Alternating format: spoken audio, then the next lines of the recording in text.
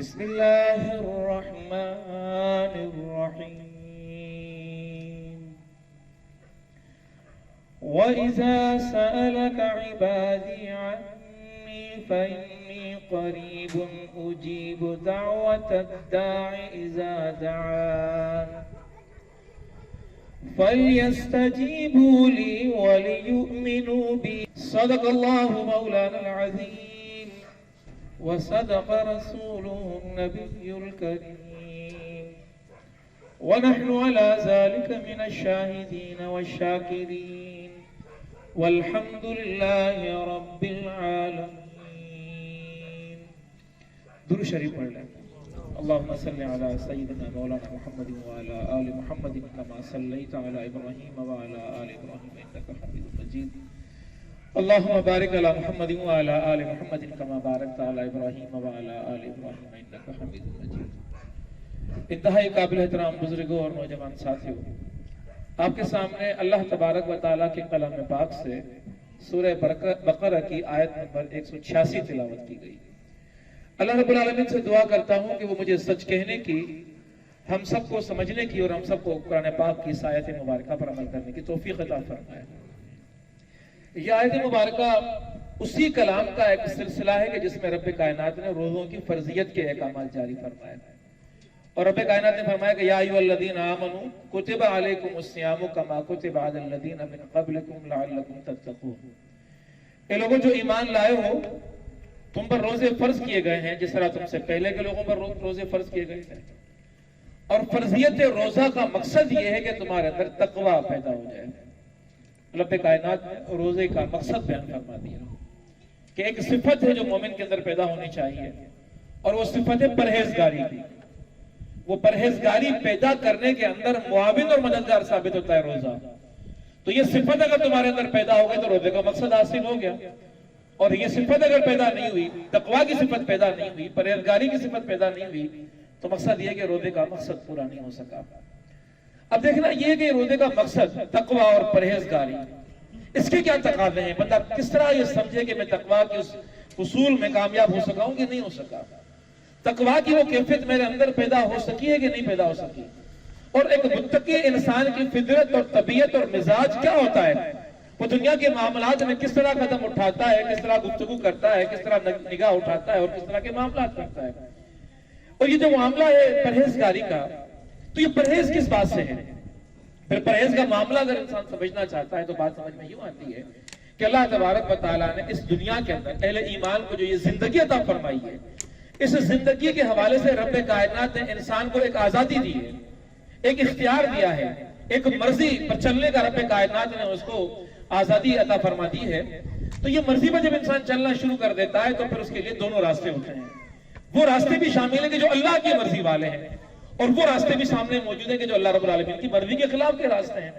اب رب کائنات کی مرضی اور منشا تو یہ کہ بندہ میرے بتائے ہوئے راستے پر چلے، لیکن شیطان ہے کہ جو اس راستے سے اس کو ہٹانے کی کوشش کرتا ہے، وہ گمراہی کی طرف لے کر اس کو جانا چاہتا ہے، وہ اس کو بھٹکتی ہوئی راہوں میں بھٹکانے کے لیے مجبور کرنا چاہتا ہے، وہ اس کے دل کے اندر وسواس پیدا کرنا چاہتا ہے، شکوک و شبہات پیدا کرنا چاہتا ہے، اس کو الجھانا چاہتا ہے دنیا کے جمیلوں کے اندر کہ جن کے اندر غرق ہو کر اور مستغرق ہو کر یہ انسان اس دنیا کے اندر اس حقیقی راستے کو اور منزل کو کھو جائے جو منزل رب کائنات کی رضا کے راستوں کی طرف چلتی ہے. تو معاملہ پھر یہ ہے کہ انسان اس دنیا کے اندر وہ جو برائی اور بھلائی کا فرق ہے، حق اور ناحق کا جو فرق ہے، سچ اور جھوٹ کا جو فرق ہے، اس کو سمجھنے کی صلاحیت اس بندے کے اندر پیدا ہو جاتی ہے. اور جب کوئی پوچھتا ہے یہ تقوی کیا ہوتا ہے تو پھر یہ جواب دیا گیا کہ کیا کبھی آپ نے جھاڑی دار کانٹوں والے اس راستے پر چلنے کی کوشش کی ہے؟ پھر کس طرح آپ چلتے ہیں؟ تو جواب یہ ملا کہ ہاں، اپنے جسم کو بچاتا ہوا، اپنے کپڑوں کو بچاتا ہوا میں اس طرح چلتا ہوں کہ میرے کپڑے بھی نہ پھٹے، میرے جسم کو بھی کانٹے نہ لگے، تکلیف نہ پہنچے. تو یوں جو میں چلتا ہوں تو یہ ان جنگلوں میں ان کانٹے دار درختوں کے راستوں سے چلنے کا طریقہ ہوتا ہے. ورنہ کہ یہی چیز تقوی کہلاتی ہے کہ دنیا کی زندگی میں اپنے آپ کو اس طرح لے کر چلو کہ اللہ کو ناراض کرنے والے جو کام ہیں، اللہ رب العالمین کی مرضی اور منشا کے خلاف جو کام ہیں، ان سے اپنے آپ کو بچاتے ہوئے چلو، گناہ کے کاموں سے اپنے آپ کو بچاتے ہوئے چلو. تو معاملہ پھر یہ سامنے آتا ہے کہ رب کائنات نے اس دنیا کے اندر دو بڑے پیمانے رکھے ہوئے ہیں. ایک پیمانہ ہے حلال کا اور ایک پیمانہ ہے حرام کا. انسان جب اس دنیا کے اندر اپنے قدموں کو اٹھاتا ہے تو قرآن پاک پر انسان کو یہ بتاتا ہوا نظر آتا ہے کہ لا تقدموا بین یدی اللہ ورسولہ، کوئی بھی قدم مت اٹھانا اللہ رب العالمین اور اس کے پیارے پیغمبر کے طے کیے ہوئے راستوں میں سے۔ وہ جو حدیں مقرر کر دی ہیں بین یدی اللہ، حدیں رب کائنات نے قائم کر دی۔ جب انسان ہاتھوں کو کھولتا ہے تو ایک حد تک ہاتھ کھول سکتے ہیں، تو اس حد کے، ان ہاتھوں کے پھیلنے کی حد تک کہ تمہیں رب کائنات نے اختیارات دیے کہ تم اس میں اپنا کام کر سکتے ہو، معاملہ چلا سکتے ہو، اختیارات استعمال کر سکتے ہو، لیکن حدوں سے باہر تم لوگ نہیں نکل سکتے۔ تو حد کے اندر جو انسان رہ گیا وہ تو حلال پہ قائم ہو گیا، اور حد سے باہر جو نکل گیا تو وہ حرام کی طرف نکل گیا۔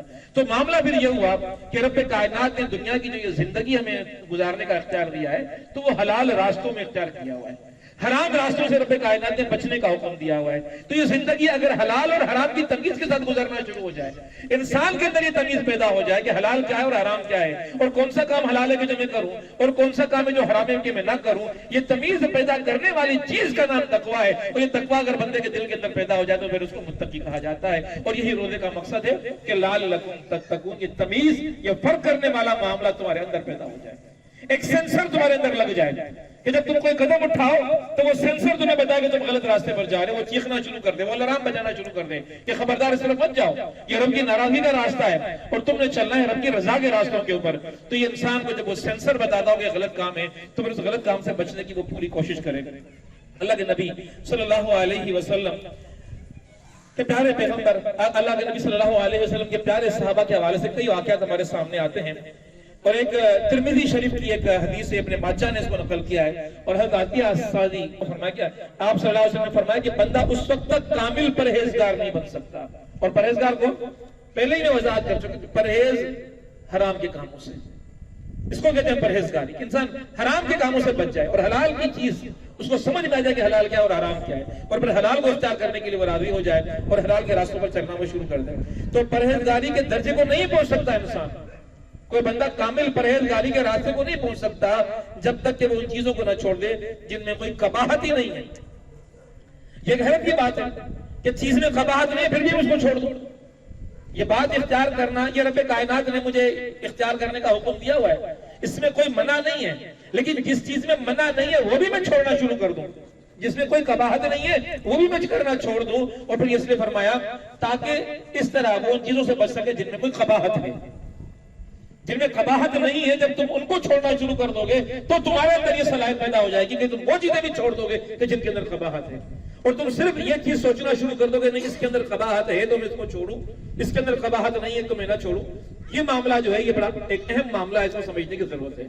تو یہ پہلی حدیث میں نے آپ کے سامنے پیش کی، اس میں بتایا گیا کہ انسان ان چیزوں کو بھی چھوڑ دے کہ جن کے اندر کوئی قباحت نہیں ہے، یعنی کہ وہ اختیار کرنے کی اس کو آزادی ہے، اختیار کر سکتا ہے، وہ نگاہیں اٹھا سکتا ہے، بازار میں جا رہا ہے آگے اٹھا کر دیکھے، لیکن وہ اس وقت بھی بازار کے اندر اپنی نگاہوں کو جھکائے رکھے جس وقت اس کے سامنے کوئی غیر محرم بھی موجود نہیں ہے۔ تو یہ آنکھوں کو جھکا کر چلنے کی جو فطرت اور طبیعت اور عادت اس کے اندر پیدا ہو جائے گی تو پھر یہ عادت اس کو اس منزل پر بھی لے کے آ جائے گی کہ جن کو دیکھنے میں قباحت تھی ان قباحت کی چیزوں کو دیکھنے سے بھی وہ رک جائے گا۔ اس کو یوں بھی کہہ سکتے ہیں ہم کہ بولنا تو وہ چیزیں حرام ہے کہ جن کا رب کائنات نے ذکر کر دیا کہ جھوٹ بولنا حرام ہے، غیبت کرنا حرام ہے، چغلی کھانا حرام ہے، جھوٹی قسم کھانا حرام ہے، لیکن ایک بندہ بولنے میں اس قدر احتیاط کر رہا ہے کہ وہ اپنے ہونٹوں کو خاموش رکھ رہا ہے، بولتا ہی نہیں ہے، حالانکہ بولنے میں تو کوئی قباحت نہیں ہے، بندہ بول سکتا ہے، بولنے سے منع تو نہیں کیا رب کائنات نے، لیکن بولنے سے اس لیے رکا ہوا ہے کہ کہیں ایسا نہ ہو جائے کہ بولوں تو کوئی ایسی چیز زبان سے ادا ہو جائے کہ جس میں قباحت تھی۔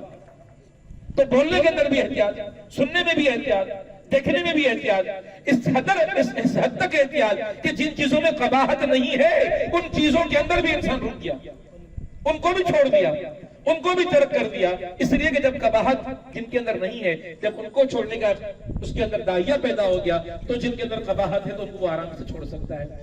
اس کے بعد ایک اور ایک جگہ آتا ہے کہ حضرت عمر رضی اللہ تعالیٰ عنہ فرمایا کرتے تھے کہ ہم لوگ حرام میں مبتلا ہو جانے کے خوف سے 10 حلال چیزوں میں سے 9 کو چھوڑ دیا کرتے تھے، 10 حلال چیزوں میں سے ہم 9 چیزیں چھوڑ دیا کرتے تھے کہ کہیں ہم حرام میں مبتلا نہ ہو۔ اتنی احتیاط کیا کرتے تھے ہم لوگ۔ یہ تقویٰ اور پرہیزگاری کا معاملہ ذرا سمجھیں کتنا بڑا معاملہ ہے کہ 10 چیزیں ہمارے سامنے ہیں، حلال ہیں، ان 10 میں سے ایک حرام میں کوئی بھی ہو سکتی ہے، تو 9 حلال چیزیں بھی ہم نے چھوڑ دی اس 10ویں حرام چیز کے لیے، کہیں یہ چیز ہمیں وہاں حرام تک نہ پہنچا دے۔ کہتے ہیں کہ برائی کے قریب بھی مت جاؤ، برائی میں مبتلا ہونا خراب ہے، قریب جانا حرام نہیں ہے، لیکن قریب جانے سے برائی میں مبتلا ہونے کے امکانات بڑھ جاتے ہیں۔ اس لیے اگر تقویٰ کی صفت اپنے اندر موجود ہے تو یہ صفت بندے کو وہ جو بیرومیٹر ہے، سینسرز ہے، ان کو اتنا فعال اور اتنا ایکٹیو کر دیتی ہے بندے کے اندر کہ بندہ پھر جو حلال چیزیں بھی ہوتی ہیں، قباحت جن کے اندر نہیں بھی ہوتی ہے، ان سے بھی بندہ رکنا شروع ہو جاتا ہے کہ کہیں ایسا نہ ہو جائے کہ اس کے اندر کوئی برائی شامل ہو جائے۔ اسی حوالے سے حضرت ابو بکر صدیق رضی اللہ تعالیٰ عنہ کا بھی ایک قول میں آپ کے سامنے پیش کرنا چاہتا ہوں۔ آپ رضی اللہ تعالیٰ عنہ فرماتے ہیں کہ ہم لوگ حرام میں مبتلا ہونے کے خوف کی وجہ سے اکثر جو ہے اس مباح کے 70 حصوں کو ترک کر دیا کرتے تھے۔ وہ جو حلال چیز تھی اس کے بھی 70 حصوں کو ہم ترک کر دیا کرتے تھے کہ بہت کم اس حلال چیز کے بھی قریب جاتے تھے کہ جاتے جاتے بھی کہیں اگر راستے میں کوئی حرام چیز ہو اس کا ہم سے واسطہ نہ پڑ جائے، اس سے بچنے کے لیے ضروری ہے کہ میں اپنے آپ کو اس حرام سے بچا دیں۔ یا ایھا الذین آمنوا کتب علیکم الصیام کما کتب علی الذین من قبلکم لعلکم تتقون۔ یہ روزہ تمہارے اندر یہ داعیہ پیدا کر دے گا، صلاحیت پیدا کر دے گا۔ آپ کے اندر موجود سینسرز جو ہیں برائی کو پہچاننے والے، برائی سے دور رکھنے والے، ان سینسرز کو اتنا ایکٹیو کر دے گا، پاورفل کر دے گا، اتنا ایفیکٹو کر دے گا وہ آپ کو کہ آپ برائی کے قریب جانے سے فوراً رک جاؤ گے۔ اتنی آپ کے اندر صلاحیت پیدا ہو جائے گی اس روزے کے نتیجے کے اندر۔ چونکہ روزے میں بندہ یہی کر رہا ہوتا ہے کہ روزہ رکھا، حلال چیزیں جو کھانے والی ہے، پانی پینا حلال ہے، اناج کھانا حلال ہے، گوشت کھانا حلال ہے، جو بھی حلال چیزیں تھیں وہ جملہ حلال چیزیں بھی آپ نے اپنے لیے روک لی، یہ داعیہ پیدا کرنے کے لیے روکی۔ جن کو دیکھنا تھا ان سے بھی رک گئے، جو کچھ بولنا تھا اس سے بھی رک گئے، خود حلال جو اپنی سوچا ہے اس سے بھی رک گئے۔ تو حلال سے بھی رکنے کا داعیہ یہ روزے کی کیفیت کے اندر بندے کے اندر پیدا ہوتا ہے۔ تو روزے کا جو مقصد ہے اس کو سمجھنے کی ضرورت ہے۔ آج اگر ہم 28واں روزہ یہاں پر کھول چکے ہیں اور 29ویں روزے کی طرف جا رہے ہیں تو ہم سب نے جائزہ یہ لینا ہے کہ روزے کا مقصد اگر ہم نے حاصل کیا ہے تو کیا اس حد تک ہم حاصل کر سکے ہیں کہ اس رمضان سے پہلے برائی اور بھلائی کی جو تمیز ہمارے اندر موجود تھی اس تمیز کے اندر کوئی اضافہ ہوا کہ نہیں ہوا؟ اب مجھے احساس ہونے لگا ہے کہ میرا قدم برائی کی طرف جا رہا ہے یا بھلائی کی طرف جا رہا ہے، میری نگاہ برائی کی طرف جا رہی ہے بھلائی کی طرف جا رہی ہے، میری زبان جو بول رہی ہے وہ بھلائی کا بول رہی ہے یا برائی کا بول رہی ہے، میرے کان جو سن رہے ہیں وہ سارے کا سارا سننا وہ میرا جائز دائروں کے اندر جا رہا ہے کہ نہیں جا رہا۔ اور کانوں کے معاملے میں لوگ بڑے بے فکر ہیں۔ کانوں کا معاملہ یہ کہ لوگ سوچتے ہیں کہ بھئی کانوں کو تو روک نہیں سکتے چونکہ اس کے اوپر کوئی بٹن تو ہے نہیں، زبان تو بندہ روک سکتا ہے، آنکھیں تو بندہ بند کر سکتا ہے، کان کو کیسے بند کرے؟ کان کو بند کرنے کا کوئی راستہ نہیں ہے۔ تو جتنا کان کو بند کرنے کا راستہ نہیں ہے اتنی ہی کان کی قباحتیں بھی موجود ہیں۔ اس لیے کہ حدیث میں آتا ہے کہ ہر وہ چیز جو زبان سے کہنا حرام ہے اس کا کانوں سے سننا بھی حرام ہے۔ اب بندہ زبان تو روک سکتا ہے، نگاہ تو روک سکتا ہے، تو کانوں کو کیسے روکے؟ تو کانوں کا معاملہ یہ بڑا خطرناک پھر معاملہ بن جاتا ہے، چونکہ اس سے تو بندہ اپنے آپ کو روک ہی نہیں سکتا، سن ہی رہا ہوتا ہے، اور جب سن ہی رہا ہوتا ہے تو پھر وہاں پر حقوق آ جاتے ہیں۔ اگر آپ کے بھائی کی غیبت کی جا رہی ہے، برائی کی جا رہی ہے، چغلی کھائی جا رہی ہے تو دفاع کرو اس کا، اٹھ کر کھڑے ہو جاؤ، بولو کہ خبردار میرے بھائی کی آپ نے برائی کی۔ اور بھائی کیا؟ المسلم اخو المسلم، تمہارا مسلمان بھائی۔ ہر وہ جو کلمہ گو ہے، کسی کی بھی غیبت کرنا، کسی کی برائی کرنا آپ کے سامنے کسی کو اس کا حق حاصل نہیں ہے۔ آپ کو اپنے بھائی کے دفاع کے اندر کھڑے ہو جانا ہے، اور اگر کھڑے ہونے کی ہمت نہیں تو اسی محفل سے پھر اٹھ جانا ہے۔ اس لیے کہ غیبت سننے والا، حدیث میں آتا ہے، غیبت کو سننے والا اور غیبت کو کرنے والا دونوں گناہ میں برابر ہیں، تو پھر یہ انسان کے لیے بڑا مشکل بن جاتا ہے۔ تب بات سمجھ میں آتی ہے کہ رب کائنات کیا چاہتا ہے کہ اس مومن کے اندر وہ جو صلاحیت ہے برائی اور بھلائی کی تمیز والی، یہ روزہ اس کو تیز کر دیتا ہے، اس کو ایکٹیو کر دیتا ہے۔ وہ جو پیسیو ہو گئی تھی وہ ری ایکٹیو نہیں تھی، اس کو ری ایکٹیو کر دیتا ہے۔ بندے کو پتا چل جاتا ہے کہ مجھے کیا کرنا چاہیے اور کیا نہیں کرنا چاہیے۔ اسی لیے حلال اور حرام کا معاملہ بڑا اہم معاملہ ہے۔ اس معاملے کے اندر ہم نے بڑی احتیاط کرنی ہے۔ آقا نامدار حضرت محمد مصطفیٰ صلی اللہ علیہ وسلم کی ایک اور حدیث حضرت عبداللہ بن مسعود رضی اللہ تعالیٰ عنہ روایت کرتے ہیں، احمد شریف کے اندر یہ حدیث ہے، شرح السنہ کے اندر یہ حدیث ہے۔ آپ فرماتے ہیں کہ جو شخص اپنے پیچھے حرام مال چھوڑ جاتا ہے، یعنی کہ دنیا کے اندر کمائی کا شوق تو ہر ایک کو ہے کہ پیسہ آئے، دولت آئے، زمینیں آئے، شہرت آئے، بہت کچھ انسان جمع کرنا چاہ رہا ہوتا ہے۔ اب جمع تو کر کے چلا گیا، لیکن جمع کیے ہوئے کے اندر وہ بھی ہے کہ جو حلال تھا، اور جمع کیے کے اندر وہ بھی ہٹا کے جو حرام تھا۔ آقا نامدار کیا فرما رہے ہیں؟ آپ فرما رہے ہیں کہ جو شخص اپنے پیچھے مال چھوڑ جاتا ہے، یعنی کہ حرام مال چھوڑ جاتا ہے، اس کی حیثیت اس کے علاوہ کچھ نہیں کہ وہ اپنا وہ مال اس شخص کے لیے ایک توشہ بن جاتا ہے، جہنم میں جانے کا توشہ بن جاتا ہے، وہ جو حرام مال اپنے پیچھے چھوڑ گیا۔ وہ حرام مال جہنم میں جانے کا ایک توشہ ہے جو بندہ اپنے پیچھے چھوڑ گیا ہے، جو اسے جہنم کی آگ تک پہنچا دیتا ہے. جا چکا وہ دنیا سے، جا چکا وہ حرام مال پیچھے چھوڑ گیا. اب وہ حرام مال کے جو مضر اثرات ہیں اس کے مرنے کے بعد بھی قائم رہتے ہیں، جاری رہتے ہیں. وہ اثرات اس کے قبر تک جائیں گے، اور جب تک اس حرام مال کے اثرات جاری رہیں گے اس کے لیے جہنم کی آگ کی طرف جانا یہ زیادہ ممکن ہوتا چلا جاتا ہے، اور جہنم کی آگ کی طرف جانا شروع کر دیتا ہے. اسی طرح احمد کی حدیث ہے، درامی شریف کے اندر موجود ہے، بہقی کے اندر موجود ہے، اور حضرت جابر رضی اللہ تعالیٰ عنہ اس کے راوی ہیں. آپ نے فرمایا کہ وہ گوشت، کس گوشت کی بات کی جا رہی ہے؟ وہ کسی جانور کا گوشت نہیں، وہ ہمارا اور آپ کا گوشت جو ہمارے جسموں میں چپٹا ہوا ہے، جو ہماری ہڈیوں میں چپٹا ہوا ہے، اس گوشت کی بات ہو رہی ہے. فرما رہے اللہ کے نبی صلی اللہ علیہ وسلم فرما رہے کہ وہ گوشت جس نے حرام مال سے پرورش پائی، حرام کھلا کھلا کے اس کو پرورش دی گئی، حرام کھلا کھلا کے اس کو توانائی دی گئی، حرام کھا کھا کر اس گوشت کو جسم پر بڑھایا گیا، وہ گوشت جس نے حرام مال سے پرورش پائی جنت میں داخل نہیں ہوگا. جنت میں داخل نہیں ہوگا وہ گوشت جو حرام سے پلا، حرام سے بڑا. اور دیکھیں کتنے ظالم ہیں ہم لوگ. اس معاشرے میں حرام کا کوئی فرق لوگوں کو محسوس ہوتا ہے کہ میں حرام کھا رہا ہوں. اس معاشرے کے اندر یہ رشوت، کمیشن، مختلف ناموں سے یہ حرام موجود ہے، اور خصوصاً سرکاری محکموں کے اندر، روڈوں پر، رستوں پر، ٹریفک پولیس، جو کچھ دیکھ لیں آپ لوگ، حرام کو لوگ حرام سمجھنے والے باقی رہی نہیں ہیں. حق سمجھنا شروع کر دیا لوگوں نے حرام کو. اور پھر کیا ہے کہ یہ جو گوشت حرام سے پروان چڑھا، صرف اپنا نہیں چڑھا، اپنی اولاد کا بھی چڑھایا ہم نے، اپنے بیوی بچوں کا بھی چڑھایا، اپنے والدین کو بھی کھلایا پلایا ہم نے. جس کا گوشت بھی حرام کی وجہ سے بڑھا چڑھا، اور کسی نے بھی نہیں روکا اولاد میں سے بھی، سب کچھ تھے کہ ہاں باپ کما کے آ رہا ہے، یہاں سے کما کے لایا، وہاں سے کما کے لایا، دولت بڑھ رہی ہے، پیسہ بڑھ رہا ہے، سب کچھ ہے اس کے اندر. اللہ کے نبی صلی اللہ علیہ وسلم فرماتے ہیں کہ جو گوشت حرام پر پلا اور بڑھا وہ جہنم کی آگ کے اندر چلے گا، جہنم کی آگ کے اندر چلے گا. تو یہ بیرومیٹر جو رب کائنات اندر پیدا کرنا چاہ رہا ہے، کیوں پیدا کرنا چاہ رہا ہے کہ حرام پر پلنے والا، بڑھنے والا، پنپنے والا، فروغ پانے والا یہ گوشت اور یہ وجود اور یہ جسم جہنم کی آگ میں چلے گا، جہنم کی آگ میں، کیونکہ یہ حرام کے اوپر پلا ہے، حرام کی کمائی سے آگے بڑھا ہے. بڑا اہم معاملہ ہے مومن کے لیے، حرام اور حلال کا معاملہ بڑا اہم معاملہ ہے. اور اس کے اندر جتنا بندے کو سینسٹیو ہونا چاہیے تھا، حساس ہونا چاہیے تھا، احساس والا ہونا چاہیے تھا، اتنا ہی بے فکری اور بے احتیاطی بندہ کر رہا ہوتا ہے. فرق ہی نہیں پڑتا کہ کیا حلال ہے کیا حرام ہے. اور صحابہ کرام رضی اللہ تعالیٰ عنہ بڑے محتاط تھے، بڑے محتاط تھے.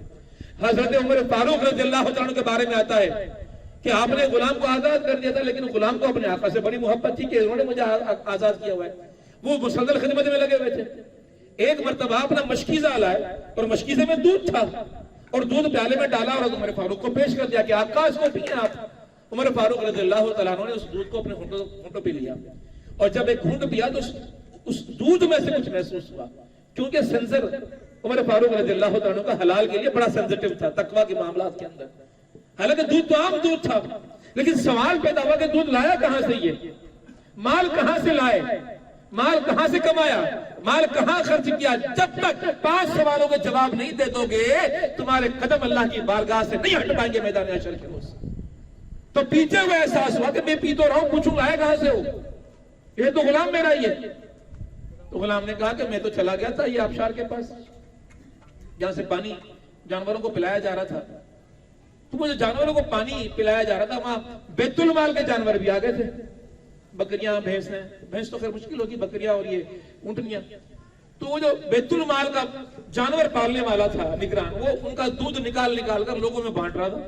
تو میں نے بھی وہ دودھ لے لیا، سوچا کہ آقا کو جا کے پلاؤں. تو یہ تو زکوٰۃ کا مال تھا، اور زکوٰۃ کا مصرف عمر فاروق سمجھتے تھے کہ مجھ پر نہیں لگتا.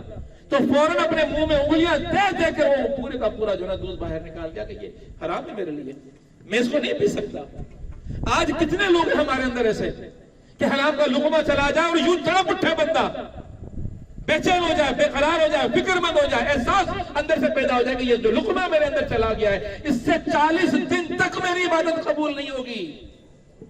40 دن تک میری عبادت قبول نہیں ہوگی. 40 دن کی عبادت میری ضائع ہو جائیں گی اگر ایک لقمہ میرے منہ کے اندر چلا گیا حرام کا، خون میں شامل ہو گیا، اثر 40 دن تک جسم کے اندر رہتا ہے. فوراً انگلیاں مار مار کے اپنے اندر سے، اپنے پیٹ سے اس دودھ کو واپس نکال دیا. یہ احساس، یہ بیرومیٹر، یہ سینسر، یہ پیدا کرتا ہے تقویٰ بندے کے دل کے اندر. اور خدا کہتا ہے کہ اس تقویٰ کو حاصل کرو. اور یہ جو روزہ، یہ مجھے محبوب عبادت ہے. یہ اس لیے محبوب ہے کہ اس کے ذریعے سے تقویٰ، اس کا فروغ انسان کے وجود میں پیدا ہوتا ہے، اس کو فروغ ملتا ہے انسان کے وجود کے اندر. تو خدا چاہتا ہے یہ تقویٰ اس کو فروغ ملے، یہ تقویت پائے، اس بندے کو احساس ہو جائے کہ میں کیا حلال کھا رہا ہوں اور میں کیا حرام کھا رہا ہوں. حضرت عبداللہ بن مسعود رضی اللہ تعالیٰ عنہ کی نے ایک حدیث روایت کی ہے، بہقی کے اندر، شعب الایمان کے اندر موجود ہے. فرماتے ہیں کہ رسول اکرم صلی اللہ علیہ وسلم نے فرمایا حلال روزی کمانا فرض کے بعد ایک فرض ہے. جو دیگر فرائض ہیں اسلام کے، ان فرائض کے بعد اگر کوئی فرض تمہارے اوپر ہے تو پھر وہ حلال روزی کمانا ہے. حلال روزی کے بارے میں انسان کو بڑا حساس ہونا چاہیے، کیونکہ یہ جہنم میں لے جانے والا معاملہ ہے. اس سے عبادات ضائع ہو جاتی ہیں، قبول نہیں پڑتی اللہ رب العالمین کی بارگاہ کے اندر. اسی طرح حضرت ابو بکر صدیق رضی اللہ عنہ کی بھی ایک حدیث ہے، آپ بھی حضرت صدیق سے ایک روایت ہے، آپ صلی اللہ علیہ وسلم نے فرمایا جس بدن نے، پہلے حدیث میں نے پیش کی تھی، راوی کوئی اور تھا اس کے، لیکن یہاں صدیق اکبر رضی اللہ عنہ راوی ہیں. آپ فرماتے ہیں کہ جس بدن نے حرام مال پر پرورش کی وہ جنت میں داخل نہیں ہوگا. وہی بات دوبارہ صدیق اکبر کی زبانی سے آئی. حضرت ابن عمر نے فرمایا کہ آپ نے سنا نبی اکرم صلی اللہ علیہ وسلم سے، قسمیں کھائیں کہ میں نے نبی اکرم صلی اللہ علیہ وسلم سے یہ سنا، قسمیں کھا کر کہا. حدیث کے اندر آتا ہے کیا سنا؟ اگر کوئی شخص ایک کپڑا 10 درہم میں خریدتا ہے، اگر کوئی شخص ایک کپڑا 10 درہم میں خریدتا ہے اور اس میں سے 1 درہم حرام کا تھا، یعنی کہ 90% آپ کی آمدنی حلال تھی، 10% آپ کی آمدنی حرام تھی، تو معاملہ یہ آتا ہے اور ان میں سے 1 درہم بھی حرام کا تھا، تو اللہ اس وقت تک اس شخص کی نماز قبول نہیں کرے گا جب تک وہ کپڑا اس کے جسم پر رہے گا. اللہ رب العالمین اس کی عبادت قبول نہیں کرے گا. اور اسی حلال اور حرام کے حوالے سے اس کی برکتیں بھی بڑی ہیں. انسان اگر احساس کرے تو اس کی برکتیں بڑی ہیں. 2010 آپ کو یاد ہوگا بڑا سیلاب آیا تھا سندھ کے اندر. اللہ رب العالمین نے توفیق بخشی تھی، اسی تحریک نے حکم دیا تھا، ہم بھی 7 چلے گئے تھے اور وہاں جا کر کیمپ لگایا تھا. اور ہم دیکھتے ہیں کہ دنیا کے اندر بعض لوگوں کو بڑا نام ملا ہے، لیکن ان کی خدمتیں تھیں. وہ اصل میں جو بزرگ تھے بڑے، انہوں نے اللہ رب العالمین کی بارگاہ کے اندر دین کا کام کیا، لوگوں کو دین کی طرف لے کر آئے. تو میرے ذہن میں ایک سوال پیدا ہوا کہ یہ جو کلندر اتنا بڑا نام ہے، دنیا کے اندر نام ہے، دنیا میں کہتے ہیں 2.5 کلندر، حقیقت تو ذرا دیکھوں گے حقیقت کیا تھی. یہ چونکہ شہر ہی اس کا کلندر کا اپنا ہے 7، تو مکتبوں میں چلا گیا، دکانوں میں چلا گیا، لوگوں سے ملاقات، مدرسوں میں چلا گیا. میں نے کہا کہ کتاب مجھے دو، میں پڑھنا چاہتا ہوں، جاننا چاہتا ہوں کہ یہ کون تھے. تو مجھے کوئی زیادہ لٹریچر تو نہیں ملا، لیکن ایک کتاب مجھے ملی. میں نے اس کو جب پڑھا تو مجھے کلندر کی پیدائش کے واقعات معلوم ہوئے. تو آپ بھی غور سے سن لیجیے گا. واقعہ یہ تھا، کتاب میں لکھا گیا کہ کلندر ابھی، یعنی کہ ان کے والد نے بھی شادی نہیں کی تھی، مجرد زندگی گزار رہے تھے، مجرد، شادی نہیں کر رہے تھے، کہ یہ ذمہ داری نہیں اٹھائی جائے گی مجھ سے. احتیاط تھا، احساس تھا، خیال تھا کہ میں اکیلا اپنا ہی جواب دے سکوں تو بڑی بات ہے، میں کسی اور کی ذمہ داری کیسے لوں. باپ کہہ رہا ہے شادی کرو، ماں کہہ رہی ہے شادی کرو، لیکن بزرگ، بڑے بزرگ تھے، احتیاط بھی کر رہے تھے، زندگی بھی اچھی گزار رہے تھے. تو ان کا شہرہ بڑا ہوگا شہر کے اندر. تو ان کے والد سے ایک دوستی ہو گئی وہاں کے حکمران کی بھی، بڑا عقیدت مند ہو گیا حکمران، وہ بار بار آ رہا ہے، اور بار بار آنے سے، مکالمے سے، گفتگو سے دوستی بھی ہو گئی، انست بھی ہو گئی، عقیدت بھی ہو گئی. اب ماں نے اور باپ نے پیغام بھیجا حکمران کے پاس کہ تمہارا تو دوست بن گیا ہے، ہماری بات تو نہیں مان رہا، تم اسے کہو شادی کر لے. کوئی اور تم مطالبہ نہیں کر رہے، تقاضا نہیں کر رہے، لڑکی بھی دیکھ لی ہے، رشتہ بھی طے ہے، شادی نہیں کر رہا، یہ شادی کروا دو اس کی، تم بھی اس کو کہہ دو. اب حکمران نے جا کر کہا کہ بھائی میں تمہارا دوست بن گیا ہوں، دیکھو ذرا میری عزت کا لاج رکھ دو، تمہارے ماں اور باپ تمہیں منتیں کر رہے ہیں، مجھ سے بھی کہلوایا ہے، کہا کہ اماں بھی کہتی ہے، ابو بھی کہتے ہیں، آپ بھی کہہ رہے ہو، چلو اس وقت نکاح کرا دو. اسی وقت لڑکی والوں کو میسج بھیجا گیا، وہاں سے وکیل آ گیا، نکاح پڑھ دیا گیا، نکاح ہو گیا. لیکن معاملہ یہ ہوا کہ شادی کے بعد بیوی کے پاس جانے سے رک گئے. بیوی کے پاس جائیں گے، 1 دن گزر گیا، 2 دن گزر گیا، ہفتہ گزر گیا، 10 دن، 20 دن، 30 دن، 40 دن گزر گئے، بیوی کے پاس نہیں جا رہے. لوگ پریشان، گھر والے پریشان، شادی کیا اگر جانا چاہیے بیوی کے پاس، لیکن کہہ رہے کہ نہیں مجھے تو نہیں جانا، خلاف حکمت ہے، نہیں جاؤں گا، منع کر رہے. 41ویں دن بیوی کے پاس گئے. اب لوگوں نے پوچھا کہ کیا معاملہ ہے، 40 دن بیوی کے پاس نہیں گئی، 41واں دن بیوی کے پاس گئے. کہا کہ جس دن میں خانقاہ کی طرف آ رہا تھا گھر سے، تو راستے میں مجھے ایک چیز پڑی ہوئی مل گئی، میں نے اٹھا کر کھا لی. آپ کے پاس آیا، آپ لوگوں نے کہا نکاح کرو، میں نے کر لیا، لیکن مجھے احساس ہوا، وہ جو سینسر پیدا ہو گیا تھا میرے اندر، وہ جو بیرومیٹر پیدا ہو گیا تھا میرے اندر، وہ احساس جو میرے اندر پیدا ہو گیا تھا، اس احساس نے مجھے روکا، اس احساس نے مجھے روکا کہ نہیں، بیوی کے پاس نہیں جانا چاہیے، اس لیے کہ جو میں نے کھایا ہے 40 دن تک اس حرام کا میرے جسم پر اثر ہوگا۔ وہ میری ملکیت نہیں تھی، وہ میرا مال نہیں تھا، وہ میرا کمایا ہوا نہیں تھا، کسی اور کا تھا، گر گیا تھا، مجھے پہنچانا چاہیے تھا، میں نے کھا لیا۔ تو اگر حرام کمائی کے ساتھ، حرام خوراک کے ساتھ، کہ جس کا اثر 40 دن تک میرے جسم پہ رہے، میں بیوی کے پاس چلا جاؤں تو میری اولاد میں وہ حرام کا اثر منتقل ہو جائے گا۔ یہ احتیاط کی میں نے کہ میں 40 دن بیوی کے پاس نہیں گیا۔ 41ویں دن جب بیوی کے پاس گئے تو پھر کون پیدا ہوتا ہے؟ قلندر پیدا ہوتا ہے۔ حلال کی برکتیں دیکھیں آپ، اولاد میں برکتیں آئیں گی، اولاد سعادت مند بنے گا، اولاد کے زندگی کے راستے آسان ہو جائیں گے، زندگی کے معاملات درست ہو جائیں گے۔ تو یہ وہ معاملہ ہے جس کو سمجھنا ہے کہ یا ایھا الذین آمنوا کتب علیکم الصیام کما کتب علی الذین من قبلکم لعلکم تتقون۔ اب جب یہ کیفیت پیدا ہو جائے، دل کے اندر تقویٰ کی کیفیت پیدا ہو جائے، اندر رقت پیدا ہو جائے، قلب کے اندر ایک گرمی پیدا ہو جائے، ایک احساس پیدا ہو جائے، دل نرم پڑ جائے، اور بار بار خدا کا سوچ کر، خدا کے وجود کا سوچ کر، خدا کی الہیت کا سوچ کر، مطلق العنان بادشاہ ہونے کا سوچ کر، اس کے وجود کا احساس دل میں لا کر انسان کے اندر ایسی کیفیت پیدا ہو جائے کہ بار بار رب کائنات کے خوف سے، رب کائنات کے وجود کے احساس کی وجہ سے انسان کی آنکھوں سے آنسو گر رہے ہوں، جسم پر کبھی تاری ہو رہی ہو، خدا کا خوف اس کو دنیا کے اندر بے چین کیے دے رہا ہو کہ کہیں برائی کے اندر نہ پڑ جاؤں، تو رب کائنات کہتا ہے کہ اسی رقیق القلب دل کے ساتھ، اسی تقویٰ کے زیور کے ساتھ اگر تم مزین ہو گئے ہو تو اب آ جاؤ میرے پاس۔ وَإِذَا سَأَلَكَ عِبَادِي، اور جب سوال کرتا ہے تم سے میرا بندہ، میرا بندہ۔ سید قطب شہید فرماتے ہیں کہ اللہ تبارک و تعالیٰ نے یہاں جو یہ انداز اختیار کیا ہے، یہ بڑا دل فریب انداز ہے اور چھو لینے والا انداز ہے۔ وَإِذَا سَأَلَكَ عِبَادِي، آنرشپ ہے اس کے اندر، ملکیت کا احساس ہے۔ تو کون ہے؟ خدا کہتا ہے تو میرا ہے، اور خدا کہہ دے کہ یہ میرا ہے تو مجھے بتائیں کہ اس کے بعد باقی کیا رہ جاتا ہے؟ خدا ہمیں کہہ دے کہ یہ میرے ہیں، جب میرے ہیں تو خدا اپنے کو تھوڑی جہنم کی آگ کے اندر جلائے گا، خدا تھوڑی پھر انہیں آزمائشوں میں ڈالے گا۔ آنرشپ کر رہا ہے خدا۔ وَإِذَا سَأَلَكَ، اور جب سوال کرے کون؟ عبادی، میرا بندہ۔ سید قطب شہید فرماتے ہیں کہ دیکھیں کتنی نرمی ہے اس لفظ کے اندر، عبادی کے اندر، میرا بندہ، میرا دوست، میرا بھائی، میری بیوی، میرے والد، میری والدہ، یہ میرا جو کب کہتا ہے بندہ کسی کو، جب میرا ہم کسی کو کہتے ہیں تو اس کے بارے میں کتنے نرم ہوتے ہیں ہم لوگ، کتنی شفقت ہے اس کے اندر، کتنی نرمی ہے اس کے اندر، کتنا ایک احساس ہے، اپنائیت کا احساس ہے، آنرشپ کا احساس ہے۔ تو خدا کہہ رہا ہے کہ وَإِذَا سَأَلَكَ عِبَادِي، یہ میرا بندہ جب تم سے سوال کرے۔ اور دیکھیں کہ یہ انداز خدا رب ذوالجلال نے صرف یہی اختیار نہیں کیا، رب کائنات نے ایک اور جگہ بھی تو فرمایا نا اسی طرح کا عبادی۔ قل یا، یاد ہے کسی کو؟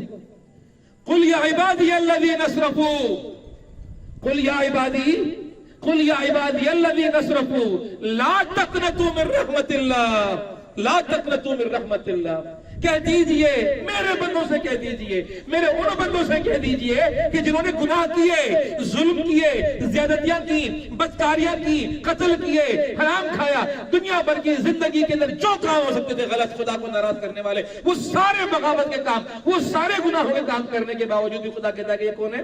قل یا عبادی الذین اسرفوا، یہ گناہگار میرے ہیں، یہ گناہگار میرے ہیں۔ اے نبی اعلان کر دو میرے گناہگار بندوں کو، بتا دو میرے گناہگار بندوں کو، یا عباد الذین اسرفوا لا تقنطوا من رحمت اللہ، اللہ رب العالمین کی رحمت سے مایوس نہیں ہونا، مایوس نہیں ہونا، مجھ سے مایوس نہیں ہونا۔ خدا کہتا ہے مجھ سے مایوس نہیں ہونا۔ احساس اندر پیدا کر لو، خوف اندر پیدا کر لو، تقویٰ اندر پیدا کر لو، للہیت اندر پیدا کر لو، احساس اندر پیدا کر لو کہ میرا رب مجھے دیکھ رہا ہے، پہچان لو رب کو، شناخت مل جائے، تو پھر رب کائنات کہتا ہے کہ لا تقنطوا من رحمت اللہ۔ تو یہاں کیا فرمایا رب کائنات؟ وَإِذَا سَأَلَكَ عِبَادِي عَنِّي فَإِنِّي قَرِيبٌ، بتا دو ان کو بے شک کہ میں فَإِنِّي قَرِيبٌ، ان کے قریب ہوں، میں ان سے دور نہیں ہوں۔ پھر قرآن میں خدا کہتا ہے کتنا قریب ہوں؟ نحن اقرب من حبل الورید، نحن اقرب من حبل الورید، یہ تمہاری شہرگ جو ہے نا، میں اس سے بھی زیادہ تمہیں قریب ہوں۔ یہ احساس دیکھیں کیسا ہے، تو سوچیں احساس کیسا ہے. ہمارے قریب کوئی کتنا ہو سکتا ہے مجھے بتائیں. ہم دو دوست ہیں نا آپس میں, ہم کتنا ایک دوسرے کے قریب ہو سکتے ہیں, کتنا ایک دوسرے کے ساتھ رہ سکتے ہیں, کتنی گھڑیاں ایک دوسرے کے ساتھ گزار سکتے ہیں. سب سے زیادہ قریبی رشتہ ماں کا ہوتا ہے. ہم اور آپ سب بیٹھے ہیں, کیا ماں اتنا قریب ہمارے رہ سکتی جتنا حبل ورید اللہ رب العالمین ہمارے قریب رہتا ہے, جو ہمارے اندر موجود ہو. تیرے اندر سمایا ہوا ہوں میں, وَفِي أَنفُسِكُمْ أَفَلَا تَبْصِرُونَ, اپنے نفس پر غور کر, تیرے نفس کے اندر میں موجود ہوں, میری علامتیں, میری نشانیاں, میرا وجود تیرے اندر موجود ہے. پھر رب کائنات نے تو کائنات کی تخلیق کے وقت کہہ دیا تھا نا, جب انسان کی تخلیق کی جا رہی تھی, تو کیا ہم سب لوگ ان جسموں کے ساتھ وہاں موجود تھے جب اللہ رب العالمین پوچھ رہا تھا کہ من ربک, کون وہاں موجود تھا؟ فَنُفِخَ مِن رُوحِي, کہ میں نے اپنی روح ان کے اندر ڈالی. جو اللہ رب العالمین نے روح تخلیق کی ہے وہ روح ان کے اندر ڈالی. اب یہ روح ان جسموں میں وقت کے ساتھ ڈلتی ہوئی آ رہی ہے. دوہرا وجود انسان لے کر گھوم رہا ہے, جسم اور روح. ورنہ تو حقیقت دیکھیں کہ وہ جسم کیا ہے. اس جسم کے لیے تو قرآن کہتا ہے نا کہ اس کی تخلیق تین سے ہوئی ہے, مٹی سے ہوئی ہے. خالی مٹی بھی کچھ نہیں ہے, اس کے اندر پانی ملا کے گارا بنے گا. تو گارے کو فرشتہ سجدہ کیوں کر رہا ہے؟ گارے کو فرشتہ سجدہ کیوں کر رہا ہے؟ مٹی کو سجدہ کیوں کر رہا ہے؟ اس مٹی کے بوتے کو, جسم کو, بت کو, بدن کو یہ سجدہ نہیں ہوا. اس کے اندر موجود جو روح ہے, من روحی, اپنی روح میں نے اس کے اندر ڈالی ہے, اس کو میں کہتا ہوں کہ سجدہ کرو. اللہ رب العالمین کہتا ہے کہ میں تمہارے اندر ہوں, تمہاری رگوں کے اندر ہوں, تمہارے وجود کے اندر ہوں, تمہارے جسم کے اندر ہوں, تمہارے قریب ہوں. مجھ سے دور مت جاؤ, مجھ سے زیادہ قریب تمہیں کوئی نہیں ہے. اور یہ قربت کا احساس رب کائنات کیوں دلا رہا ہے؟ اس لیے دلا رہا ہے کہ دنیا کے اندر مانگنے کسی اور کے پاس نہ جاؤ. جب میں قریب ہوں تو مجھ سے مانگو. وَإِذَا سَأَلَكَ عِبَادِي عَنِّي فَإِنِّي قَرِيبٌ. اب کیا کہتا ہے رب کائنات؟ اُجِیبُ دَعْوَتَ الدَّاعِ إِذَا دَعَانِ, پورا کرتا ہوں میں تیری پکار کو, تو مانگتا ہے میں دیتا ہوں. کبھی ایسا نہیں ہوتا کہ تو مجھ سے مانگے اور میں تجھے جھٹلا دوں, میں تجھے نہ دوں, تجھے خالی ہاتھ لوٹا دوں. ایسا ممکن نہیں ہے. تیرے اندر سمایا ہوا ہوں میں, تیرے وجود کا حصہ ہوں میں, تیرے اندر میرا گھر موجود ہے, تیرا دل میرے وجود کی جگہ ہے. اور وجود کا احساس کس طرح ہے رب کائنات کی طرف سے؟ رب کائنات کہتا ہے کہ جو مجھ پر ایمان لے کر آتا ہے, وَالَّذِينَ آمَنُوا أَشَدُّ حُبًّا لِلَّهِ, جو مجھ پر ایمان لے کر آتے ہیں وہ مجھ سے شدید محبت کرتے ہیں. اور اللہ کی محبت کا گھر کیا ہے؟ دل ہے. دل ایک وجود کا حصہ ہے ہمارے, لیکن اس دل پہ بھی رب کائنات کہتا ہے کہ اس میں خدا کی محبت نہیں ہوگی, اور اگر اس میں خدا کے علاوہ غیر اللہ کی محبت ہوگی تو رب کائنات کہتا ہے کہ وہ جو جہنم کی آگ ہے, الَّتِي تَطَّلِعُ عَلَى الْأَفْئِدَةِ, یہ جو آگ ہوگی جہنم کی, یہ جا کے پکڑ لے گی ان دلوں کو کہ جن دلوں میں رب کی محبت کے سوا کسی اور کی محبت ہوگی.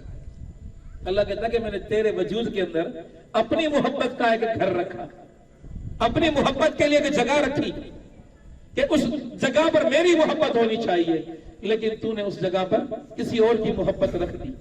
تو یہ جو جگہ, اب اس کو میں چلاؤں گا جہنم کی آگ کے اندر کہ جس میں میری محبت نہیں ہے. تو دل کس کی محبت کا گھر ہے؟ اللہ کی محبت کا گھر ہے.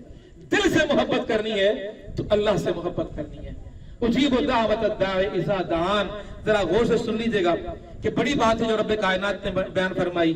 اور اللہ کے پیارے پیغمبر آقا نامدار حضرت محمد مصطفیٰ صلی اللہ علیہ وسلم بتا رہے ہیں, اللہ کی بات آقا کی زبان سے آ رہی ہے, بات اللہ کی ہے, بتا رہے محمد مصطفیٰ صلی اللہ علیہ وسلم. اور حدیث بڑی مضبوط ہے کہ ابو داؤد کے اندر بھی موجود ہے, ترمذی کے اندر بھی موجود ہے, ابن ماجہ کے اندر بھی موجود, 3 حدیث کی مستند کتابوں کے اندر موجود ہے. اور راوی بڑے سکہ راوی ہیں, حضرت سلمان فارسی رضی اللہ تعالیٰ عنہ. اور حدیث کے الفاظ کیا ہیں؟ آپ صلی اللہ علیہ وسلم نے فرمایا کہ اللہ تعالیٰ کو اس بات سے شرم آتی ہے, اللہ تعالیٰ کو اس بات سے شرم آتی ہے کہ میرا بندہ میرے سامنے اپنے ہاتھ پھیلائے اور ان ہاتھوں کو میں خالی لوٹا دوں. اللہ تعالیٰ کہتا ہے مجھے شرم آتی ہے, یہ ہاتھ پھیلائے اور ان ہاتھوں کو میں خالی لوٹا دوں. یہ میری, رب کائنات کہتا ہے کہ جو ہے وجود کے لحاظ سے یہ ممکن نہیں ہے کہ میرا بندہ, قُلْ يَا عِبَادِيَ الَّذِينَ أَسْرَفُوا وَإِذَا سَأَلَكَ عِبَادِي, میرا کہہ رہا ہے رب کائنات ہمیں, اور جو میرا کہہ رہا ہے تو کہہ رہا مانگ مجھ سے, میں تجھے دے رہا ہوں. وَإِذَا سَأَلَكَ عِبَادِي عَنِّي فَإِنِّي قَرِيبٌ أُجِيبُ دَعْوَتَ الدَّاعِ إِذَا دَعَانِ, وہ پکارتا ہے, وہ مانگتا ہے, وہ سوال کرتا ہے, اور جو سوال کرتا ہے میں اس کو دیتا ہوں. تو اللہ رب العالمین فرماتے ہیں, پاک نامدار اللہ تعالیٰ کہتا ہے مجھے شرم آتی ہے کہ میرا بندہ ہاتھ پھیلائے اور میں اس کی ضرورت پوری نہ کروں, اور کسی بھری چیز کا سوال اس کے ہاتھوں کو میں خالی لوٹا دوں. سوال ہی پیدا نہیں ہوتا. ایک اور حدیث سنیں گے, اور یہ حدیث بڑی اہم حدیث ہے, ترمذی شریف کے اندر ہے. امام احمد بن حنبل نے اس کو روایت کیا ہے. نبی اکرم صلی اللہ علیہ وسلم نے فرمایا, زمین کی پشت پر رہنے والا جو مسلمان بھی اللہ عز و جل سے سوال کرتا ہے, اللہ تعالیٰ اس کی مانگی ہوئی چیز اس کو دے دیتا ہے. حدیث میں مانگو تو صحیح, مانگو تو صحیح, خدا کہہ رہا ہے. پھر پوری نہ کروں تو پھر بتانا مجھے. مجھ سے اللہ کی زمین پر, زمین کی پشت پر رہنے والا میرا بندہ مجھ سے کوئی چیز مانگتا ہے تو میں اس کو دیتا ہوں. پھر فرمایا یا اس جیسی کسی مصیبت کو ٹال دیتا ہوں. بندہ سمجھتا ہے دعا قبول نہیں ہو رہی, تم مانگتے جا رہے ہو, مصیبتیں ٹل رہی ہیں, اور مصیبتیں صرف تم پر نہیں, تمہارے پیاروں کی مصیبتیں ٹال رہا ہوں, جن کا درد تمہیں ہے, جن کا احساس تمہیں ہے, جن سے قلبی لگاؤ تمہیں ہے, جن کے لیے تم زندگی کے اندر کہہ دو کہ ان کے لیے جیتا ہوں, ان کے لیے مرتا ہوں. خدا کہتا ہے کہ تو دعائیں مانگ رہا ہے, اگر تیری دعا دنیا میں پوری نہیں کر رہا تو ایسی چیز مانگ رہا ہے جو حکمت تیرے لیے خلاف ہے, تو مانگنے کا نہیں جاؤ. انعام یہ دے رہا ہوں کہ کوئی مصیبت جو تجھ پر آنے والی تھی وہ تیری مصیبت میں ٹال رہا ہوں. مصیبت ٹل رہی ہے, دعا مانگو, مصیبت ٹل رہی ہے. کیا نقصان ہے کوئی دعا مانگنے میں؟ پہلے شرم آتی ہے. اب کیا ہے, زمین کی پشت پر رہنے والا کوئی بندہ ایسا نہیں ہے جو رب کائنات سے دعا مانگے اور رب کائنات پوری نہ کرے. پوری ہوگی, اگر نہیں ہوگی تو مصیبت ٹلے گی. مصیبتیں ٹلواتے جاؤ دنیا کی زندگی کی ساری مانگتے جاؤ. ایک عادت ڈال دو مانگنے کی بس, لیکن مانگنا کس سے؟ رب سے. ہمارا معاملہ دوسرا ہے. ہمارا معاملہ کوئی ناراض تو نہیں ہوگا, میں بات کروں ذرا کھول کے. ہم پے کے بڑے مرید ہیں. پے سمجھ لیں, دنیا کا کوئی مذہب نہیں ہے جس میں پے کے لوگ مرید نہ ہو. ہندوؤں میں پنڈت, عیسائیوں میں پادری, پروہت, پوپ, پیر, جہاں چل جاؤ یہ پیشوا جو بندر بیٹھے ہوئے, یہ پیشوا بھی پیسے. ہم نے یہ مانگنے کا ٹھیکہ ان کو دے دیا, تم مانگو بیٹھ کے, ہم تو نہیں مانگیں گے بھائی, ہم تو نہیں مانگیں گے. خدا کہہ رہا ہے تم مجھ سے مانگو. اجیب دعوت الداعی اذا دعان. ہم الٹا کام کر رہے ہیں, خود مانگنے کے بجائے لوگوں سے کہہ رہے تم ہمارے لیے مانگو. لوگوں سے مانگنے کا کہنا سے منع نہیں ہے اسلام کے اندر. حضرت اویس قرنی رضی اللہ عنہ کا واقعہ سنا ہوگا ہم سب لوگوں نے, کہ اللہ کے نبی صلی اللہ علیہ وسلم پہ ایمان لے کر آئے, لیکن معاملہ یہ ہے کہ یمن کے اندر رہتے ہیں, کسی دور دراز علاقے میں رہتے ہیں, خود حبشی ہیں, اور معاملہ یہ ہے کہ آنا چاہتے ہیں, صحابی ہیں, لیکن وہ صحابی جنہوں نے اللہ کے رسول کی صحبت اختیار نہیں کی, دیکھا نہیں. ورنہ صحابی کے لیے ضروری ہے کہ ایمان کی حالت میں اللہ کے رسول کو دیکھا ہو. اللہ کے رسول نے خود ان کو صحابی کا درجہ دیا جس نے دیکھا ہی نہیں تھا.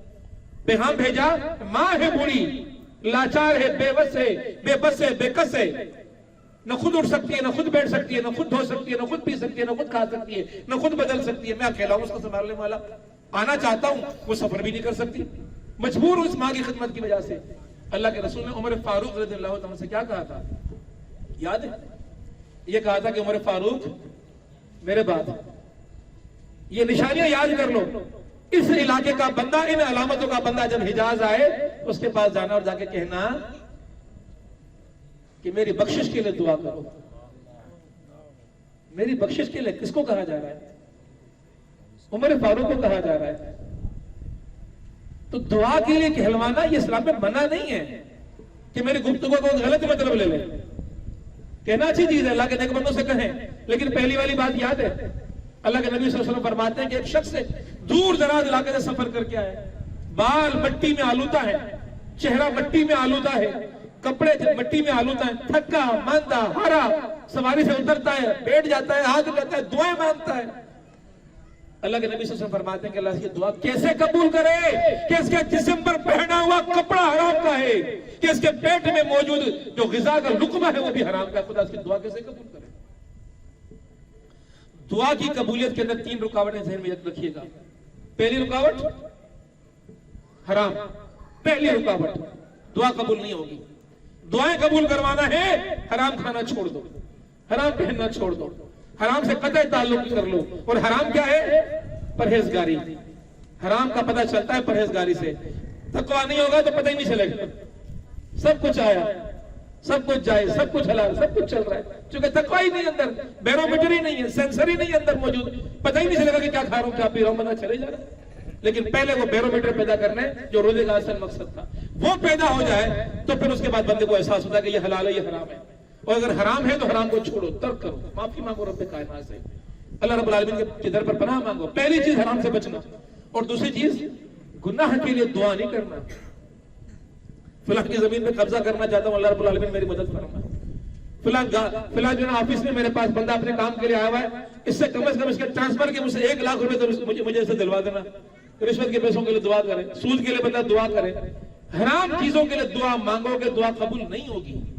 اور تیسری چیز جو رب دعا کے بارے میں آئی وہ یہ آئی کہ قطع رحمی کی دعا نہیں مانگنی، کسی سے قطع تعلق کو توڑنا، مجھے اچھا ہی نہیں لگتا، مار دے اس کو، چھوڑ دے اس کو، ہٹا دے اس کو، کبھی نہ دیکھوں اس کو، ایسی دعا رب کائنات قبول نہیں کرے گا۔ لیکن دعا قبول کرے گا کون سی؟ جو درد مندی کے ساتھ، رقت کے ساتھ، قلب کے ایک احساس کے ساتھ خدا رب جلال سے مانگی جائے گی۔ ذرا غور سے سنیے گا، اللہ کے نبی صلی اللہ علیہ وسلم نے ایک واقعہ سنایا، اللہ کے نبی صلی اللہ علیہ وسلم نے ایک واقعہ بیان فرمایا کہ 3 اشخاص ہیں، سفر پہ نکلے ہیں، سفر کرتے چلے جا رہے ہیں، ایک جگہ پورا دن سفر کیا، تھک گئے، سوچا کہ آرام کر لیں، کہاں آرام کریں ڈھونڈنے لگ گئے، تو ان کو ایک پہاڑ کے اندر غار نظر آئی، وہ اس غار کے اندر جا کے سو گئے۔ اسی اسنا میں یہ ہوا کہ پہاڑ کی اونچائی سے ایک بہت بڑا پتھر لڑکتا ہوا آیا اور اس غار کے دہانے پہ آ گیا، غار بند ہو گئی۔ اب بڑے پریشان کہ باہر کیسے نکلے، اب تو مرنا یقینی ہو گیا، اب موت سے بچانے والی کوئی چیز نظر نہیں آ رہی، سوجھ نہیں رہی، سمجھ میں نہیں آ رہی بات کہ موت سے کیسے بچے۔ تو تینوں نے آپس میں مشورہ کیا، چلے ایسا کر لیتے ہیں کہ اللہ سے دعا کرتے ہیں۔ اب یاد آیا اللہ تعالیٰ، انسان جب پھنستا ہے نا، جب کوئی راہ نظر نہیں آتی تو پھر اللہ یاد آتا ہے، چلو یہ بھی ایک اچھی علامت ہے کہ اللہ پھر بھی یاد تو آتا ہے، پھر اللہ کی طرف بندہ دوڑتا ہے، لپکتا ہے، پھر بھی اللہ قبول کرتا ہے۔ یہ ہم نے تو اکثر دیکھا ہمارے راشی دوستوں کو، رشوت لے لے کے جب اینٹی کرپشن پکڑ کے جیل میں ڈالتے تو اور مسجد میں جا کے بیٹھ جاتے ہیں، اللہ میاں معاف کر دے، اللہ میاں معاف کر دے، اور پھر معافی مل جاتی ہے، پھر نکل جاتے ہیں، پھر رشوت لینا شروع کر دیتے ہیں۔ تو یہ معاملہ پھر یہ دنوں نے کہا کہ چلو ایسا کرتے ہیں، دعا مانگتے ہیں، اور دعا مانگنے کے ساتھ ایک کام اور بھی کرتے ہیں، کام یہ کرتے ہیں کہ ایک زندگی کا کوئی ایک واقعہ خدا کو یاد دلاتے ہیں۔ خدا کو تو سب کچھ یاد ہے، لیکن اپنا ایک احساس اور یقین اور تسکین کی خاطر کوئی اگر نیکی خدا کو یاد دلا دے، خدا کو بھی پتا چلے کہ بندہ کبھی نیک بھی رہے گا۔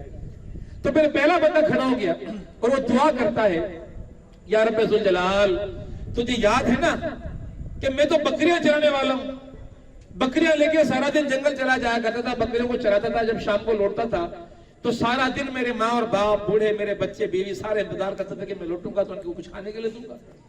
پھر ہوتا یہ تھا کہ میں اپنی بکریوں کا دودھ دو کے پیالہ بھر کے پہلے ماں اور باپ کو پلایا کرتا تھا، اس کے بعد پھر بچوں کو اور بیوی کو۔ لیکن ایک دن ایسا ہوا کہ میں جب وہ بکریاں چرا کے واپس آیا تو بہت دیر ہو گئی، اور جب میں لوٹا تو میرے ماں اور باپ سو چکے تھے۔ میں نے بکریوں کو دوہا، حسب معمول دودھ کا پیالہ میں نے اٹھایا اور ماں اور باپ کے سرانے آ کر کھڑا ہو گیا، اس لیے کہ گوارا نہیں ہو رہا کہ ماں اور باپ کو نیند سے اٹھنے کی زحمت بھی دوں میں، یہ تکلیف بھی نہیں دینا چاہ رہا، لیکن یہ بھی احساس ہے کہ بھوکے سوئے ہوئے اس انتظار میں کہ جس وقت بھی رات کو ان کی آنکھ کھلے میں ان کو دودھ دودھ کے پی کے سو جائے دوبارہ۔ اس طرح کھڑے کھڑے معاملہ یہ ہوا کہ میرے بچے جو بھوکے سے بلک رہے تھے، میری ٹانگوں سے چمٹے جا رہے تھے، پکار رہے تھے، بلک رہے تھے، ابا دودھ دے دو، ابا دودھ دے دو، لیکن میں ماں اور باپ کی اس خدمت کے اس امید پر کہ وہ اٹھیں گے اور میں ان کو دودھ پلاؤں گا، پوری رات مجھے اس طرح کھڑے گزر گئی۔ اے اللہ، میں نے تجھے راضی رکھنے کے لیے اپنے ماں اور باپ کی خدمت کی تھی، میری اس نیکی کے بدلے میرے اس پتھر کو اللہ رب العالمین ہٹا دے، میں زندگی بخش دے دوبارہ۔ حدیث میں اللہ کے رسول فرماتے ہیں کہ تھوڑا سا پتھر ہٹ گیا، نکل نہیں پا رہے ابھی۔ پھر دوسرا دعا مانگنا شروع کرتا ہے، دوسرا کہتا ہے کہ اللہ رب العالمین تجھے یاد ہے کہ میں نے ایک مرتبہ تعمیرات کروائی تھی اور مزدور آئے تھے، بلائے تھے میں نے، مزدوروں نے مزدوری کی، اور جب آخری دن آیا ان کو مزدوری دینے کا، میں نے مزدوریاں بانٹ دی، سب کے اندر ایک بندہ رہ گیا جو مزدوری لینے نہیں آیا مجھ سے۔ پھر ایک بڑے عرصے کے بعد وہ لوٹا، جب وہ لوٹا میرے پاس، اس نے کہا میری مزدوری دو، تو میں نے کہا کہ وہ جو بکریاں کھڑی ہیں تیری ہیں، وہ جو گائے کھڑی ہے وہ بھی تیری ہے، وہ جو غلام کھڑے ہیں وہ بھی تیرے ہیں، لے جا تم۔ تو وہ پریشان ہو گیا کہ سائیں مجھے مذاق کیوں کر رہے ہو، میری تو مزدوری اجرت تھوڑی سی بنتی ہے، مجھے تو میری تھوڑی سی اجرت دے دو۔ تو میں نے کہا کہ میں مذاق نہیں کر رہا، وہ جو تیری تھوڑی سی اجرت تھی اس کو میں نے کاروبار میں لگایا، اس میں اللہ نے اتنی برکت دے دی، اتنا عرصہ بھی گزر گیا کہ میں نے بکری خریدی تو بکریاں پیدا ہو گئی، پھر کچھ بکریاں بیچ کے میں نے گائے خرید لی، پھر دونوں سے اور نفع ہوا تو میں نے غلام بھی خرید لیا تاکہ وہ سنبھال سکے، یہ سب تیرے سے اٹھا کے لے جا۔ اللہ دیکھ، میں نے کسی کا حق نہیں مارا تھا، میں نے اس کو اس کا حق دے دیا تھا، جو چیز جس کی تھی میں نے اس کو دے دی تھی، اللہ تو مجھے اس نیکی کے بدلے بخش دے اور یہ آج مصیبت ٹال دے۔ اللہ رب العالمین نے پتھر کو تھوڑا اور ہٹا دیا۔ اب تیسرے ساتھی کھڑے ہو گئے اور انہوں نے کہا کہ یا رب ذوالجلال، تجھے وہ نیکی میری یاد ہوگی کہ مجھے میری چچا زاد بہن بڑی محبوب تھی، میں اس میں مرتا تھا، مٹتا تھا، عاشق تھا اس کے اوپر، آرزو تھی کہ مجھے مل جائے، لیکن مجھے ملی نہیں۔ پھر معاملہ یہ ہوا کہ میں نے ایک دن اس کو اجرت دے کے راضی کر لیا کہ تو میرے پاس رات گزارے گی۔ وہ اجرت لے کے راضی ہو گئی۔ جب رات کا وقت آیا وہ میرے پاس آئی، اور جب ملن کا وقت آیا تو اس نے مجھے کہا اللہ سے ڈر، اللہ سے ڈر، اللہ ناراض ہوگا۔ تو جب اس نے تیرا نام لیا تو میں نے کہا وہ پیسے بھی تجھے آئے اور میں نے بھی تجھے چھوڑا، جا میں نے اللہ کی خاطر تجھے چھوڑ دیا۔ اللہ وہ گناہ کا عمل جو بالکل میرے لیے ممکن ہو چکا تھا اس وقت، صرف تیری رضا کی خاطر میں زنا سے دور ہو گیا۔ اللہ میرے اس نیکی کو قبول اپنی بارگاہ میں فرما اور اس پتھر کو ہٹا دے۔ آقا انعامدار فرماتے ہیں کہ اس تیسرے بندے کی اس دعا کے بعد وہ پتھر مکمل ہٹ گیا اور یہ تینوں باہر آ گئے۔ تو اللہ تبارک و تعالیٰ دعا قبول کرتا ہے، لیکن دعا کے معاملے میں یہ بات ذہن میں رہے کہ دعا قبول کرنے کے لیے معاملات کیا ہیں، شرائط کیا ہیں، ان شرائط کو مد نظر رکھنا ہے۔ اور کچھ دعاؤں کی قبولیت کے اوقات بھی ہوتے ہیں، اور خصوصاً جو دعا کی قبولیت کا وقت ہے وہ افطار کا وقت ہے۔ حدیث میں بار بار آتا ہے کہ دعا کی قبولیت کا وقت یہ افطار کا وقت ہے اور رات کا وقت، جب اللہ رب العالمین نچلے آسمانوں پر آتا ہے اور رب کائنات اگر پکارتا ہے کہ ہے کوئی پکارنے والا کہ اس کی پکار کو میں پورا کروں۔ صرف ایک ہی بات کرنا چاہوں گا، قرآن پاک کی اس ایک آیت کو یاد کر لیجیے گا، آیت نمبر 186 سورہ بقرہ، اور سن لیجیے گا کیا کہا رب کائنات، وَإِذَا سَأَلَكَ عِبَادِي عَنِّي فَإِنِّي قَرِيبٌ۔ جب میرا بندہ پکارے تو اسے بتا دو کہ میں اس کے قریب ہوں۔ اجیب دعوت الداعی اذا دعان، میں پکار کو سنتا ہوں، مانگتا ہے اس کو دیتا ہوں۔ پھر فرمایا کہ فاستجیبوا لی، میری مانو۔ دنیا کی مان رہے ہو، نفس کی مان رہے ہو، ماں کی مان رہے ہو، باپ کی مان رہے ہو، بیوی کی مان رہے ہو، میری مانو، میری مانو تو مومن بن جاؤ گے، میری مانو گے تو ایمان والے شمار ہو جاؤ گے۔ وَلِيُؤْمِنُوا بِي، مانو تو یقین ہوگا تم ایمان والے ہو۔ پھر فرمایا آخری بات کہ اگر تم نے یہ سب کچھ کیا تو پھر بات یہ ہے کہ ہدایت رب کائنات تم ہی کو عطا کرے گا، پھر جا کے تمہیں ہدایت ملے گی۔ اللہ رب العالمین سے دعا کرتے ہیں کہ لعلہم یرشدون والی بات، ہدایت والی بات ہمیں نصیب فرمائے۔ اقول قولی ھذا استغفر اللہ لی ولکم ولسائر المسلمین فاستغفروا انہ هو الغفور الرحیم۔